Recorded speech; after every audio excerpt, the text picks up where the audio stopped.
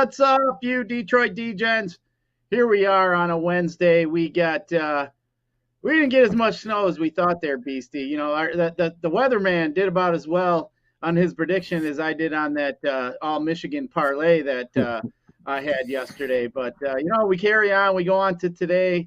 But what's going on, my friend? Yeah, exactly. That's it, Spencer. That one stunk. Some of the other picks we had were good. Beastie with 2 out of 3 on his picks. I did have the over in the Golden State San Antonio game, but our Detroit teams did not do us any favors last night. All 4 of those teams I had in that basketball parlay, they won, except the Pistons. Well, Eastern didn't win, but they were getting 10.5. Pistons, man, they were up 15 at one point. I thought they were going to cruise right through to victory, but the Sparties in Michigan did not cover for us. But the Beastie, how's it going today on this snowy Wednesday here in Detroit? It's great. It's fantastic. And, it's only 3:00, right? I mean, I've been awake. I'm sure you got up early this morning. When we woke up, there was nothing on the ground. It was still kind of warm. It was like 40 when I woke up, and the ground was wet. It was raining. But as it stands right now, 6 p.m., it's been coming down for a while now, right? We've been getting hammered. So I wouldn't just yet say that the meteorologists and the weather guys didn't know what they were talking about, because it's just going to keep coming and coming until sometime late tonight. I know it's a sports betting show. We're not here to talk about the weather, but it's exciting when you can, we're going to get a lot of snow. Everybody's going to be at home in peace. I like that. I like knowing that I have nowhere to go, nowhere to be, no commitments, nothing hanging over my head. I can be here in my little office basement, betting and talking and chatting and going from there. So I'm sure when this thing is all said and done sometime tomorrow, we're going to be over 10, maybe even a foot of snow here. And I'm looking forward to every single bit of it. Yeah, I got some bowling tonight to do, so it's going to be a disaster trying to bowl and all the wet shoes and everything else coming in. You got to watch it, you don't fall on your face, because I've done that a few times. That don't feel good. But yeah, I mean, the snow is the snow here. I was out driving earlier. The roads were a little bit like slushy. But, man, some of these people act like they never drove in the snow before, which cracks me up, dude, going 20 miles an hour in a 45 because there's a little bit of slush on the road. It's like, come on, buddy. You live here. You should act better than that. I mean, it's not like we're in Atlanta where they never see this stuff. But either way, Chris, we got some big stuff to talk about today. Obviously, we know about Harbaugh. That news has been kicking around. We got some NHL to break down today. We got some NBA to look at. We got I got a little Pete Rose here to talk about here too in a little bit. But Beastie, we gotta talk about Harbaugh here. I know both our team, we both are Michigan fans here. Harbaugh to the Vikings is the word on the streets here. I haven't seen it official, but from what they're saying here, Harbaugh, 7 years at Michigan's 85 games. He was 61-24, 1-5 in bowl games. Now, Beastie, we know that Harbaugh struggled against the rivals, 1-5 against Ohio State. I believe it was 2-3 against the Spartans. But, man, I'm not sure how I feel about this, to be honest, Beastie. I mean, being a Michigan fan, if he wouldn't have beat Ohio State, I'd have said, get on out of here. It's time for him to go anyway. I mean, he didn't live up to the hype.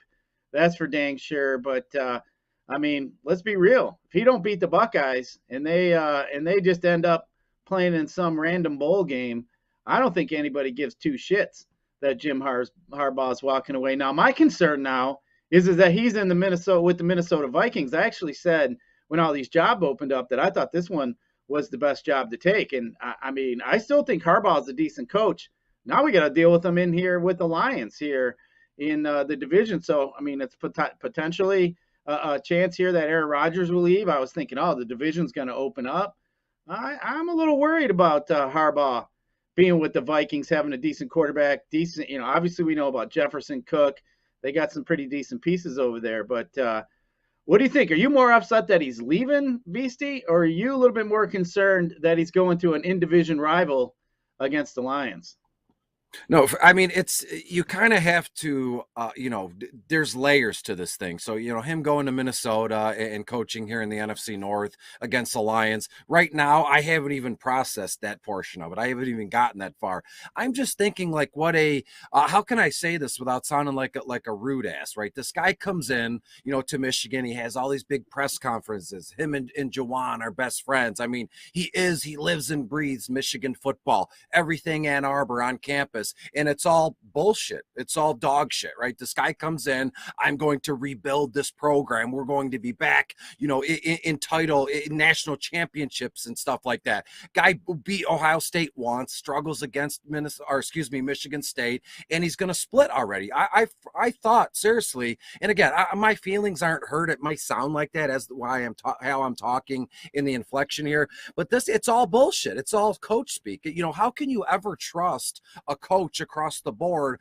Not ever again per se, but I've never gotten into that, that coach speak stuff, especially since we bet and we talk DFS or fantasy sports here. Everybody, let's say, summer OTAs, it's all coach speak. This guy is going to be our starting running back. And these coaches just go on and on and on. And I was like, well, yeah, I can trust them to some point. And now I finally see it. Head coaches are just snakes. They're snakes in the grass. They don't care. They do what's best for them, which I'm not faulting here. But this guy, Jim Harbaugh, put on this massive show the last few years of being the head coach here with Michigan, where he is Mr. Michigan football. He is Mr. Ann Arbor, everything. I'm going to live here. I'm going to bring it back. And it's all dog shit. He just splits the first chance he gets to go to the NFL. Now, again, I might sound sour. I might sound salty, maybe a little bit. But again, if I was offered a gig right now to go to ESPN, leave Woodward Sports or leave what I'm doing to go to ESPN, absolutely. I know that's not,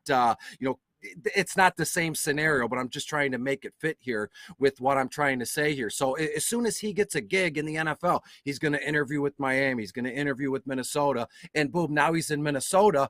So the last few years here in Michigan, did that not mean anything? Because he kind of, correct me if I'm wrong, anybody in the comments, or if you want to butt in right now, Scott, or Spence behind the glass, whatever, everything he did and said the last few years with Michigan is all for naught. What was all that nonsense? Like, I love the campus. I love, coaching Michigan football. And he kind of did it, under the radar. He never came out and said, yeah, I want to tell folks I am looking at some head coaching jobs in the NFL. It's like he did it, at 1, 2 in the morning while everybody was sleeping. I from what I read last week on Friday or over the weekend, he said some quiet goodbyes, some handshakes to the kids and some of the coaches, and then he was gone. He wasn't even in his office over the weekend and all this so far this week. Granted, it's only Wednesday here, but to me, it's just a snake. Everything he says is just dog shit. It's garbage.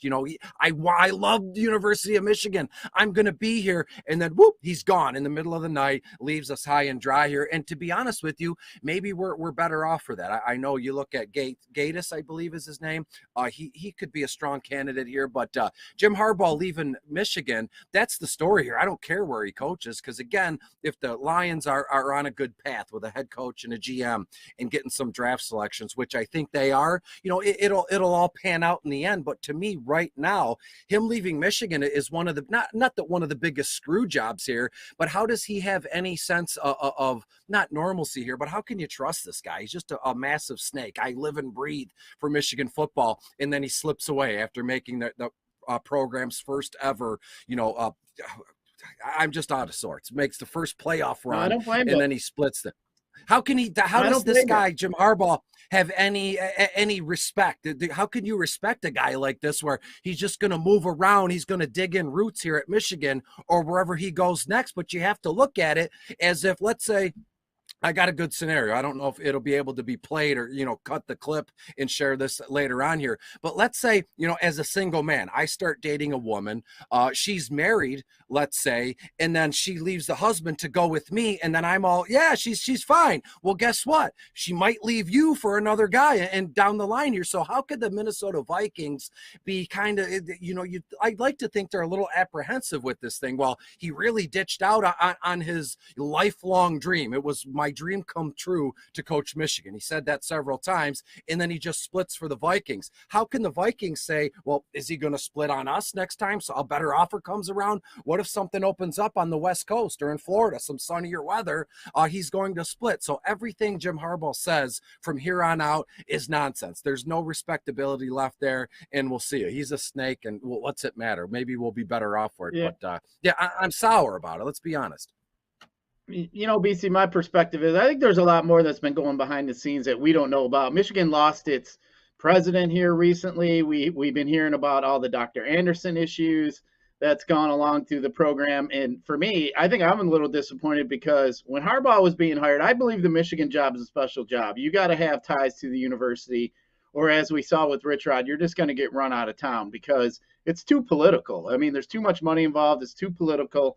So when Harbaugh came in, I felt that was, the perfect guy to come in. His dad's, big part of the program. I never thought he would leave the program with his dad still alive. I mean, they're neighbors. I heard they walk back and forth in between the house. There's a path worn out from him going back and forth to his dad. So to me, I mean, it is disappointing. I mean, why would you leave a career job? I mean, he could literally, until the dude died, probably could have had this University of Michigan head coaching job. I mean, he could have had it as long as he wanted, 20 years, 25 years. Now you're going to go to the NFL, which, sure. I mean, we've seen the college coaching pay scale actually catch up to the NFL's pay scale. So, I mean, what are you doing here? I mean, are you going to last 3-4 years, and then you're going to look back and wonder why you left your, career cush job that you could have had forever? I mean, Michigan fans were putting up with your ass, not beating on Ohio State. So for me, I'm torn a little bit here, Beastie. I'm disappointed. He did kind of bring the program back from where it was. It was down in the dumps. He did bring it back. To me, though, I just felt like some of the recruits he brought in just never really developed.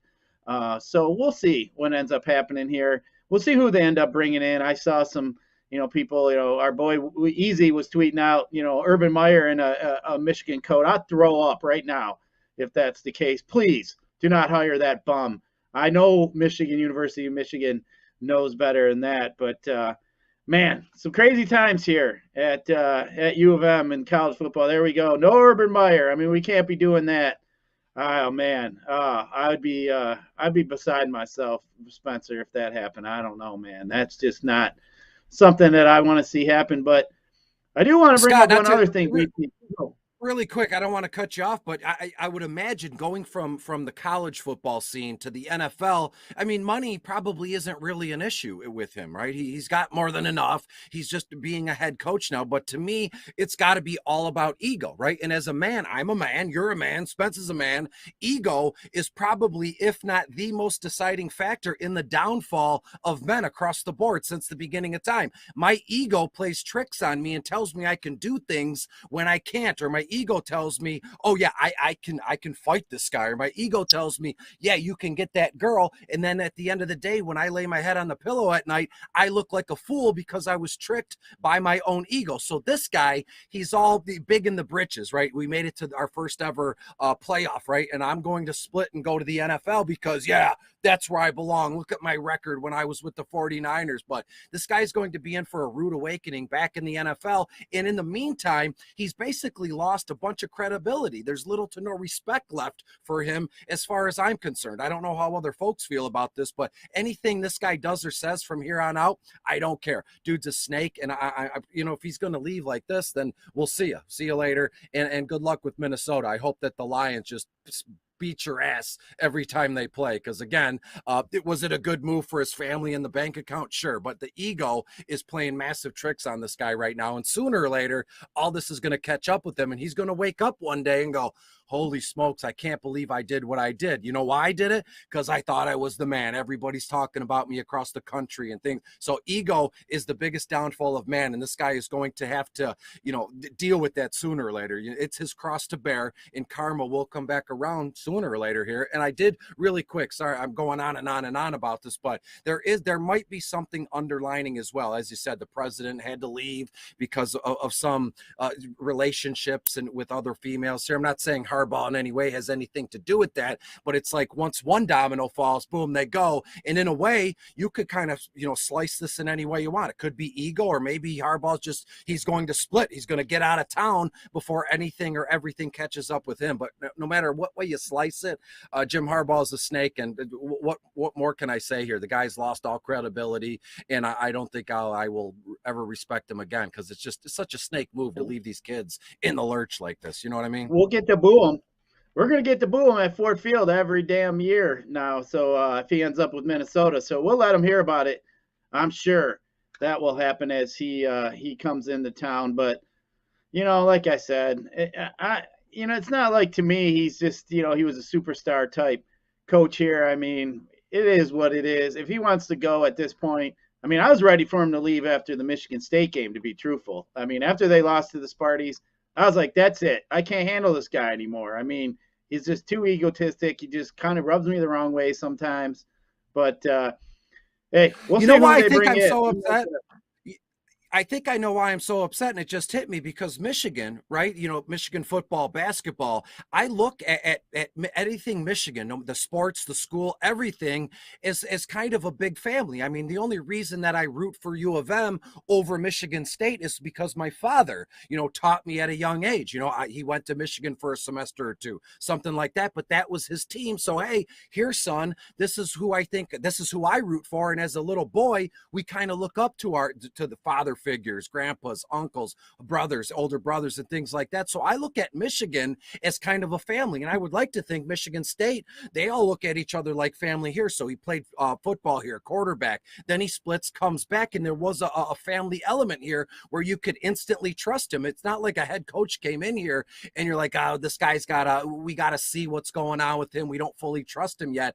Everybody that is a University of Michigan fan, everybody in Ann Arbor trusted him from day one. There was no, oh, we got to wait to figure it out. No, day one, he came in here and he spewed all that nonsense. I love the city. I love this Michigan football team. And as a family, all of us Michigan fans welcomed him and gave him no slack for all the nonsense that he did leading up, or all the lack of winning and getting talent, to develop and move on or go from there here. So to me, it's like he basically just split on us. Like, it's a family. And when you do that, you're going to create nasty kind of relationships with other people here. So I guess that's why I'm so sour here, because this Michigan football thing, Michigan in general, I look at it as a big family, and this guy just said, see, I'm going to go out for milk, and he's never going to come back home. So I didn't think I was going to get this upset. I haven't thought about Harbaugh leaving at all. And then here we are 20 minutes into the broadcast, and I've been going on and on and on about this jerk. Mm-hmm. See ya, Jim. That's all right. You know what, though? I mean, now he's going to be stuck with a Sparty quarterback. So talk about a little bit of I think that's kind of funny. He's leaving, and now he's got Cousins as his quarterback. But one other thing in NFL we saw here, Beastie, was, man, what's Brian Flores doing? Brian Flores comes out with a lawsuit against the NFL that about, has some racist claims in it. I kind of was looking into it today. I mean, really, the only thing I got out of that is he threw the Dolphins under the bus and Stephen Ross under the bus, basically saying that, one, he was paid to lose a couple years ago, paid $100,000 to lose games. Now, the NFL is going to have to address that, because with all the gambling that goes on, I mean, that is something, I mean, that's basically fixing games, in my opinion. So, I mean, I don't know how you come out and say that, but yeah, Pete Rose is the only guy laughing here, Beastie. Pete Rose is thinking, damn, I should get a job in the NFL. I mean, they keeping this guy. I mean, he didn't even, try to throw his own games. He was just betting on his own team. He wasn't betting against his team, so the reports say. But Pete Rose here, a guy that's been vilified all this time, I mean, I think they got to look at doing something with Stephen Ross. I know he's a Michigan guy here, but something has to be done about that. Then it comes out that Hugh Jackson was saying that he was being paid by the Cleveland Browns to lose. So, I mean, Beastie, I mean, if something comes out like this here, these NFL owners have been walking a fine line here recently with the Gruden stuff. You got Arians, with with Tampa and the allegations of abuse. And I mean, dude, these NFL hierarchies here better watch out what they're doing here, because the gauntlet's going to come down on some of these guys here soon if this kind of shit keeps up. But I mean, what do you feel as a guy who plays fantasy sports, a guy who bets on games, to hear that an owner is paying a head coach $100K a game to lose? I mean, how do you feel about that? Does that bother you? Yeah, it bothers me, but again, this is all really brand new. It just kind of dropped or broke yesterday or the day before here. So for like my first initial reaction here, and to be fair, I don't want to go down a road here, say something that I'll regret, or say something that people go, Beastie needs to go. So it's not about racism. It's not about fair payment between let women get paid and do the same thing. I agree across the board on all that stuff, but when it comes down to betting on football, playing seasonal sports or DFS here, and these head coaches, in a way, you kind of have to go back around. And now, you ever watched a movie, right? And at the end of it, the final twist had you just, oh my God, I never saw it coming. So then after you watch it the first time, knowing what you know now, you rewind the movie back and you can slowly see as the movie progresses, oh my God, I can't believe I missed that my first time through. So as it stands now, people and other, let's say lawyers or other folks are going to rewatch certain games from past seasons in Cleveland, again, and in Miami, and they're going to start to see things, specific plays or specific calls here, where they're going to go, oh my, I can't believe we didn't see it at that moment in time. Now that the cat is out of the bag, now that we know why, we know the ending of this thing, if we rewind it back, it's going to look a whole lot more shady. It's going to be a bad move, and this is just opening Pandora's box. And to be fair, I'm glad it happened. I'm glad things are starting to come here. And again, you're going to get two types of people. I've seen it on social media since day one, and I've sure as hell seen it, since yesterday. You're either with Brian Flores or you're against him. And the folks that are against him are just, they're mostly ignorant people. They say, Brian Flores, good luck. You're never going to coach again in the NFL. You're going to join Kaepernick and nothing's ever going to happen to you. But hey, I respect Brian Flores for this. He stood up for a position here. He could have just swept it under the rug, moved on, and more than likely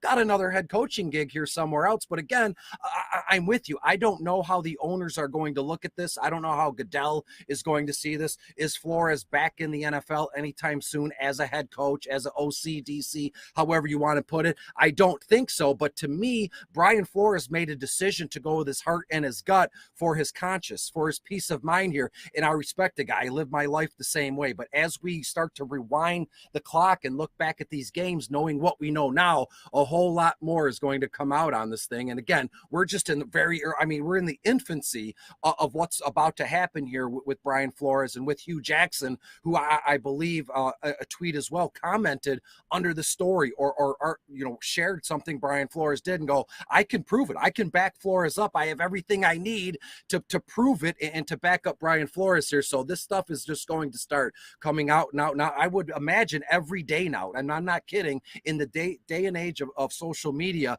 every little things are going to be popping up out every day now. So to me, I respect Brian Flores. I respect Hugh Jackson and all these guys who essentially were asked to take a dive to improve their team's draft stock or to improve, player personnel here. So it's all nonsense. Again, in a way, I mentioned it, 2 weeks ago during that LA Tampa Bay game, live tweeting, and then again on the show, where if this isn't scripted like WWE, I don't know. I don't know what the heck is. And now, in a way, we're kind of bringing that to light. Is the NFL scripted in a way where they keep teams, bad teams down, i.e. the Lions or Cleveland, and we'll move on from there. And every once in a while, they pick a team name out of the hat, like Cincinnati. Yep, let's let them do a Super Bowl run, or sort of like a title run in the WWF here. So to me, this is going to be very interesting. It already is interesting, but it's going to keep spilling, and it's going to be very interesting. And we'll see how this thing ends up, if it ever ends here. It's just going to be layer after layer here, Scott. Yeah, I mean, the only thing it can do is really hurt the sports betting community, because if stuff starts coming out like the NFL, the NBA had with Tim Donaghy a few years back, it's going to do nothing but hurt the sports betting world. So, I mean, for me, that's what it's all about to me. I mean, I understand the frustration with Brian Flores, and I'm not here to discuss that either. I do believe that there should be more black coaches in the NFL. I don't believe they're getting the same opportunities as they should. But then again, I believe that Rooney Rule is kind of garbage. I mean, it kind of just makes, to me, it's just like a joke. I mean, these guys, I mean, they're just interviewing people just to interview them. To me, that's just, I mean, that's not why I would want to be interviewed. And I'm sure a lot of these guys feel the same way. But man, I mean, we can't have reports coming out that owners are paying their coaches to lose. I mean, that is just not good for any of the sports, any of the sports betting. So I will be interested, and I think you're right, BC. They're going to start digging back into some of these games, and they're going to start pinpointing things out. Like, why did you call this? Why did this happen? Maybe something here happened. Maybe you didn't call timeout or something along those lines. So who knows here? But as I said, Pete Rose definitely has to be laughing today. You know, I always still say it's a crime that Pete Rose is not in the Hall of Fame. Pete should be in the Hall of Fame. That is 100% for sure. But Beastie, before we get any further, I want to give a shout out to our sponsor at Better Rate Mortgage. Family is more than blood. If you're looking for a new mortgage, come and get treated like family, actually better. With Better Rate Mortgage, visit mybetterrate.com or call 248-480-4467 today. So definitely appreciate My Better Rate here on the Bet Show. If you guys are looking for a mortgage, looks like Jim Harbaugh might be looking to sell a home, so maybe looking to get something out in Minnesota. So if you guys want, somebody pass along old Jim Better Rate Mortgage's number here. But Beastie, of course. He can live Go next ahead, to bud. Kirk Cousins for all I care. Him and Kirk Cousins can live next door, and they can cut pass behind their house. I mean, screw both of them. Yeah, I hear you, buddy. So for me though, Beastie, we got some hockey, man. I mean, you've been kicking ass in some hockey here recently. We got a Wings game. We got 5 games in the NHL tonight. The Wings are playing at home against the LA Kings. Detroit is plus 110 over 5.5. But Beastie, what kind of NHL lines can you give us? Something to stack up in some DFS? You got any bets? Whatever else here? Give us the Beastie rundown for some NHL tonight. Absolutely. When you look at that graphic, we got 5 teams. The teams are perfectly placed. It's like dice. You know, you get the 5 bloops, whatever, on the die here. And I love a good slate like this. 4 or 5 games. It is outstanding because you can dig in. At least me, I dig in and I come up with as many different stat combinations as possible. Let's start with the Wings game, and we'll move on from there. The LA Kings head to Detroit. The Kings have been like a pleasant surprise so far this season here, and in this one at LCA, they're minus a goal and a half here. The money line is kind of on the LA side. They're minus 140. They are the favorite. They're projected to win about 58 to 59% here in this one. So if you're going to stack this game, I know you can play single game slates, or if you want to see your bookie or whatever sports book you're here. I would move my money and move my chips to the Kings here. I think they do win 4-2 here, but for DFS purposes, I think the Wings, their first line, and even a little taste of their second line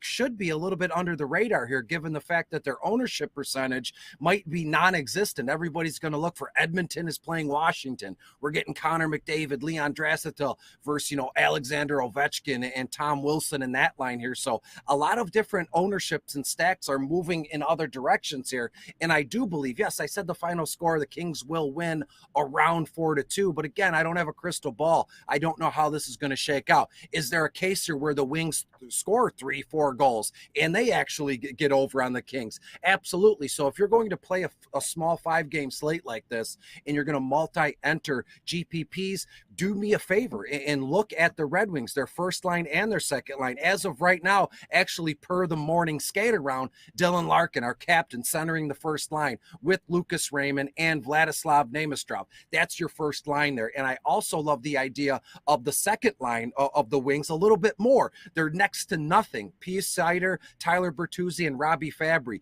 You can get all 3 guys for just an unbelievably cheap rate here. And I've already booked a line with the Red Wings second line, and it allows you to put in Connor McDavid and Leon Draisaitl, and then you're on your own for your defenses and goalies here. I've already booked it, and so I'm not going to get down the rabbit hole of goalies and defensive men that are like $2,000-$3,000 on both sites here. The 2 games or the 2 stacks I love love the most here, and this is it stood out to me. I know I always do this gesture and I say it's like neon lights here, but I cannot get away from the Calgary Flames and the New York Islanders here. The Calgary Flames go to Arizona, and I was right before we went live or started to broadcast here. I was shocked last night. I was all in on Colorado. They're going to score 5 goals, something like that. And guess what? The Arizona Coyotes beat Colorado in overtime here. So again, I'm not perfect. I don't have a crystal ball. I know a lot of you out there think I am perfect, but I'm not. Jokes aside here, I love Calgary's first line. And again, this is per Calgary Flames Twitter this morning at their morning skate around. Their first line center, Elias Lindholm, Matthew Tkachuk, and Johnny Hockey, Johnny Gaudreau is their first line. All three guys, first line, as I said, all three guys on the first power play unit in Arizona. In a way, Arizona is, and I'm kind of making this up as I go in terms of game scripts here, but I've had some success in the past. So Arizona beat Colorado. They had no business beating Colorado last night. And in a way, did Arizona just expend themselves? Did they just go all out to get over on Colorado? And they're on a back-to-back here playing Calgary at home, and Calgary is just going to wipe the floor with them because Arizona gave everything they had last night to beat Colorado. So I love Calgary's first line and their second line. Michael Backlund, Blake Coleman, and Andrew Mangiapane. Mangiapane in Italian, by the way, means eat bread. So Andre Mangiapane, there you go. And when we move on, it's the New York Islanders. The Islanders here are hosting the Seattle Kraken. I love the new Seattle logo. I got a new hat laying around here somewhere. But when we talk about the Islanders, again, I love the combo of their first line and their second line, and we can move the pieces around and we can get Calgary 1 stacked with New York Islanders 1. And that first line for New York, it's Matthew Barzal centering their first line, Josh Bailey on the right wing, and then Anders Lee on the other wing. All three guys play on the first line. I believe Barzal and Bailey play on their first power play unit, and Anders Lee plays on the second power play unit. And that kind of leads me into the Islanders' second line here. Brock Nelson centering their second line and their second power play unit. Kyle Palmieri and Anthony Beveleur, however I'll just call him Anthony Beau here. So all these lines here, if you're going to start and you're just like, hey, I want to enter maybe 5-6 lines, something like that, use these combos here. Use the New York Islanders line 1 and their second line, as well as Calgary 1 and 2. And I've already booked a lot of this stuff. I know, I talk and I talk and I talk. I got violent hand gestures here, but I have it all written down here. And you can actually book, I've already done it, New York Islanders first line, stack them with Calgary 1, and you're on your own again for goalie and defenseman here. But any which way you slice it, Calgary 2, Islanders 2, New York Islanders 1, and Calgary 2, any way you slice it, those 4 lines are the 4 I'm looking for big time here, and just move the pieces around. If you're like me, write it down so you can enter it, and boom, you're done and over with. You don't have to second guess leading up to lock. So to me, Scott, it's all about Calgary and it's all about the Islanders tonight, which makes it really easy on a small slate here. So if any one of those lines or teams does well, you're not going to have to look far in moving up the ranks here if you're going to stack in GPPs this evening. Yeah, I like it. I mean, just like we talked yesterday, we had such a big slate, and then you got rid of some teams there, and you focused on a couple of the lines. I mean, that is exactly what you need to do. But Beastie, want to give another shout out to one of our other sponsors here, and that would be Jars Cannabis. Jars Cannabis. You can shop at jarscannabis.com. They offer delivery, pickup, and in-store shop in Michigan's largest variety for any of the lifestyle needs. Jars Cannabis is a medical and recreational retailer located throughout Michigan, Lansing, Detroit, Flint, Grand Rapids, and more. And if you mention Woodward Sports, you get 20% off at any Jars location. So make sure you give them guys a check out. And like I said, I've been over there once and had a pretty good time, and the product was exceptional. So very happy with my visit over there. But make sure you guys are giving them a check out. But Beastie, also tonight, we do have some NBA on the docket tonight. We got 9 games in the NBA here. Just kind of looking over, obviously we got to keep our ears to the ground. Last night, all that Golden State cheap guys were the key. Obviously, with a lot of those guys missing, they ended up doing pretty well, and you had to have all of them to be at the top of any tournaments. But tonight, on the second half of back-to-back, we got the Orlando Magic on a second half of back-to-back. The Washington Wizards are on a second half of back-to-back. The Brooklyn Nets, who've just been playing some terrible, terrible defense here recently, is also on a back-to-back. They lost to the Suns last night. They were without Durant, Harris, Aldridge, Millsap. Harden returned last night, 37 minutes, but basically wasn't the same. But we also have the Denver Nuggets on a second half of back-to-back, and Joker is probably a guy that I'm going to keep my eyes on tonight. I believe he should play, but if not, then we'd have to look at Boogie. But I don't think Boogie will be in there tonight. But either way, I mean, obviously looking at the teams in here, I mean, the big spend-ups would either be Joel Embiid or the Joker. I think you got to look at that. Both are just center eligible on FanDuel. I think I'm going to lead with the Joker here, and then fortunately some other pay-ups here, which I just have a hard time doing there, Beastie.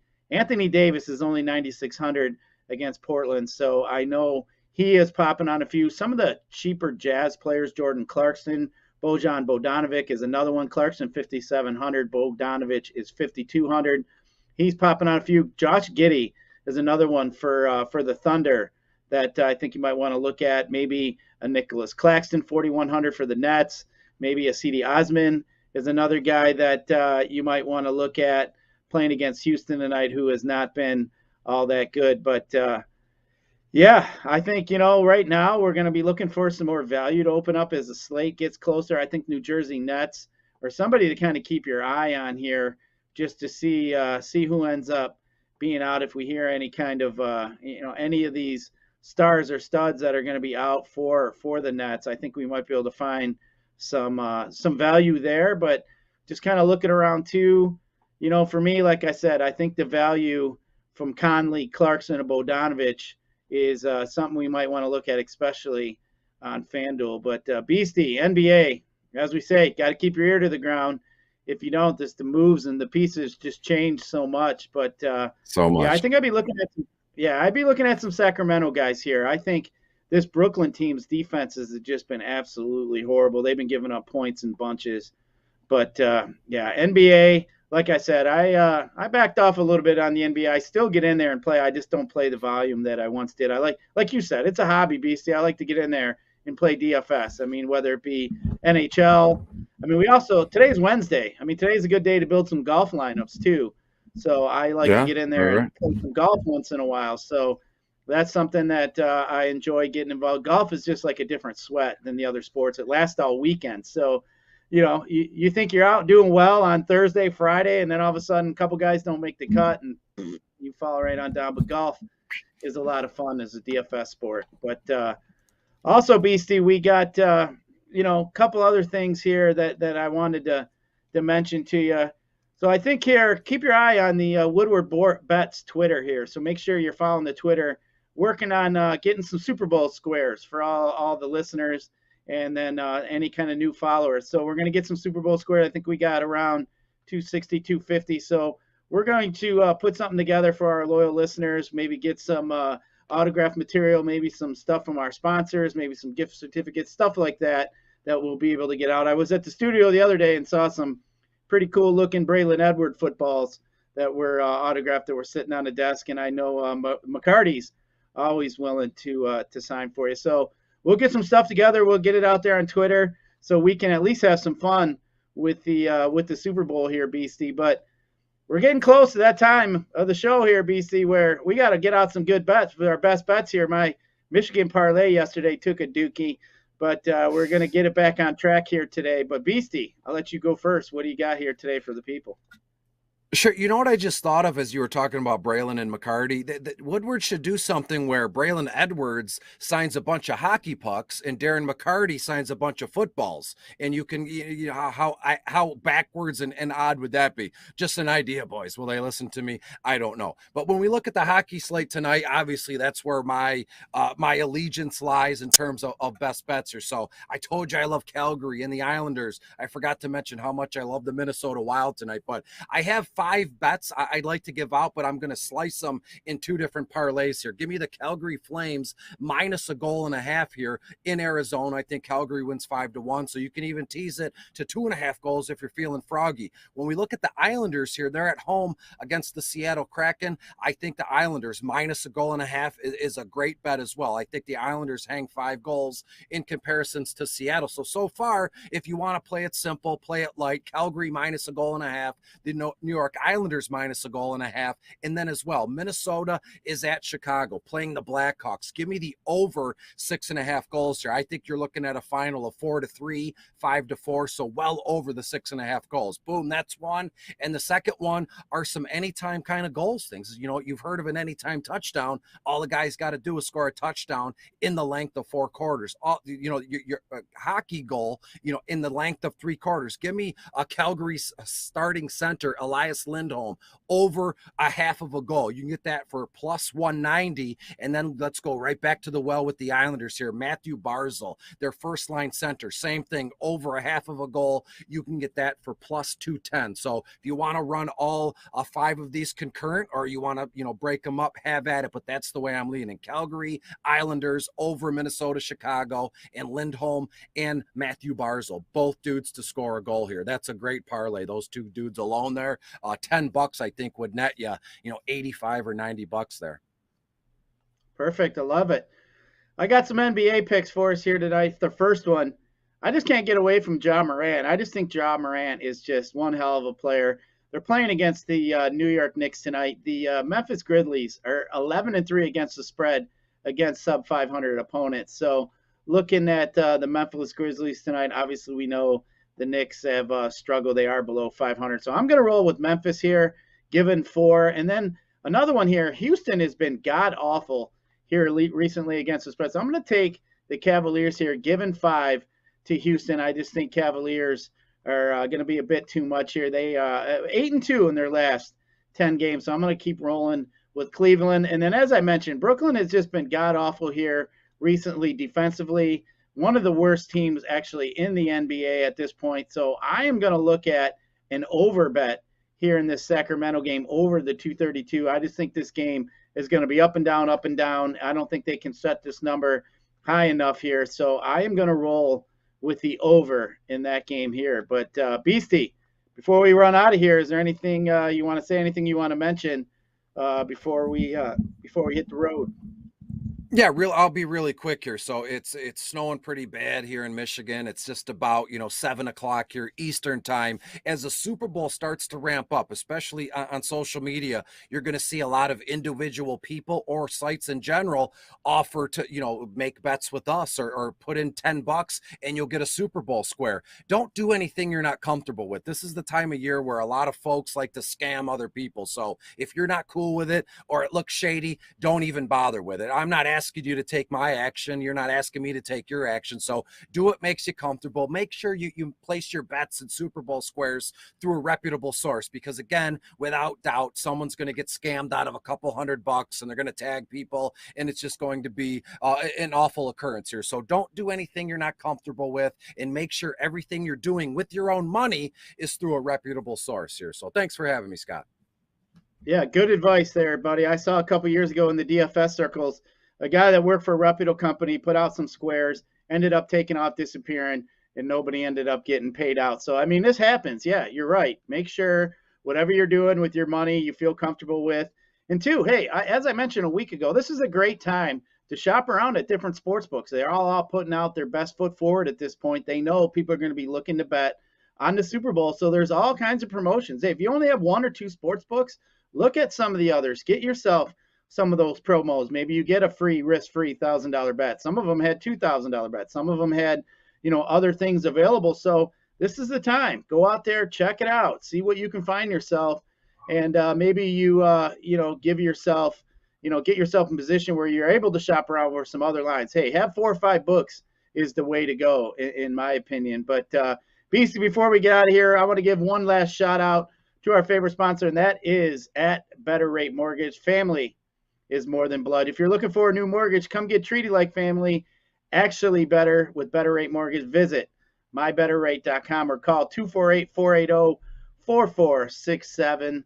today. But Beastie, good show here today. Always fun to get to talk to you. Hopefully we don't get snowed in too bad here tonight, but definitely we'll be back tomorrow. For Spencer, behind the glass for Beastie, I am Scott, and we will catch you tomorrow, and thanks for listening.